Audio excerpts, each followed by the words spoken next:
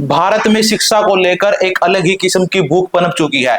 भूख सफलता की, नंबर की, रैंक की और प्रतिष्ठित संस्थानों में दाखिले की। इसी भूख ने जन्म दिया है कोचिंग संस्कृति को। एक ऐसी संस्कृति जो अब देश के युवाओं की सोच, मानसिक स्वास्थ्य और पारिवारिक संतुलन पर गहरा असर डाल रही है। यह सिर्फ एक शिक्षा व्यवस्था नहीं, एक सामाजिक दबाव का उद्योग बन चुकी है। और एक दुर्भाग्यवश यह उद्योग अब छात्रों की उम्मीदों को नहीं, उनकी जिंदगियों को निगलने का काम कर रहा है। राजस्थान का कोटा, बिहार का पटना, उत्तर प्रदेश का प्रयागराज, तेलंगाना का हैदराबाद, इन सभी शहरों को अब कोचिंग हब कहा जाता है। हर साल लाखों छात्र यहाँ आते हैं, कोई इंजीनियर बनने का सपना लेकर, कोई डॉक्टर बनने की उम्मीद लेकर।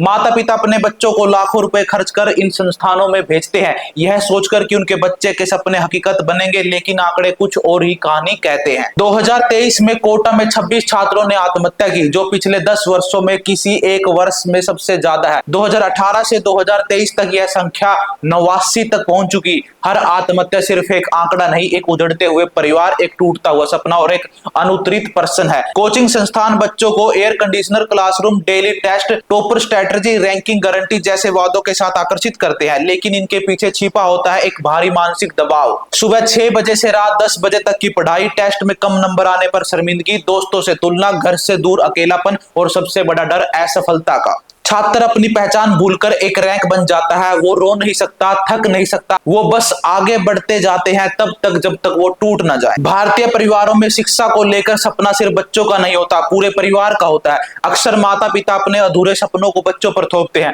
बच्चा चाहे कला में होशियार हो या खेल में प्रतिभावान, उसे इंजीनियर या डॉक्टर ही बनाना है। इस जबरदस्ती की दौड़ में बच्चे खुद को खो देते हैं। वो जीते नहीं, सिर्फ चलते हैं किसी और के बनाए हुए रास्ते पर। यह संस्कृति अब सामाजिक तुलना का हथियार बन गई है। मेरे बेटे ने एलन ज्वाइन की है, हमारी बेटी आकाश में, फला के बेटे को आईआईटी मिल गया।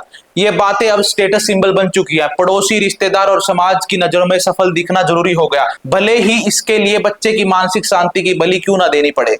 राष्ट्रीय अपराध रिकॉर्ड ब्यूरो एनसीआरबी के अनुसार 2022 में 13,000 से अधिक छात्रों ने आत्महत्या की, जिनमें से बड़ी संख्या में प्रतियोगी परीक्षाओं की तैयारी कर रहे थे। यह आंकड़ा एक राष्ट्रीय आपात स्थिति की तरह है, लेकिन न सरकार न समाज इसे गंभीरता से ले रहा। इंडियन जर्नल ऑफ साइकेट्रिस्ट के एक अध्ययन के अनुसार कोचिंग में पढ़ने वाले 43% छात्र तनाव, चिंता और नींद की समस्याओं से जूझ रहे हैं। लेकिन कोचिंग सेंटर में न तो मानसिक स्वास्थ्य काउंसलर होते और न ही भावनात्मक समर्थन प्रणाली। कोचिंग संस्कृति को बदलना अब वक्त की मांग। इसके लिए कुछ जरूरी कदम उठाने चाहिए। हर कोचिंग संस्थान में मानसिक स्वास्थ्य काउंसलिंग अनिवार्य की जाए।